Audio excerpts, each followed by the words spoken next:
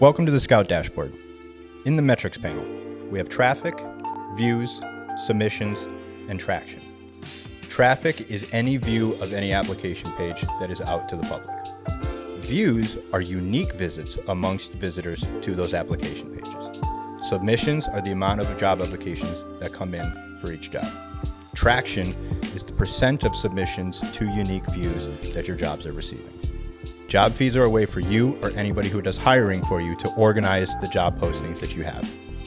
You can add a new job feed by clicking the Add Job Feed button and filling out all the appropriate information. Title, company name, company email, company phone, company location, and company URL. This will assist you in creating jobs once you are in the feed. To manage a feed, simply click its title, and you will be displayed with a new metrics panel that has metrics that are specific to that job feed.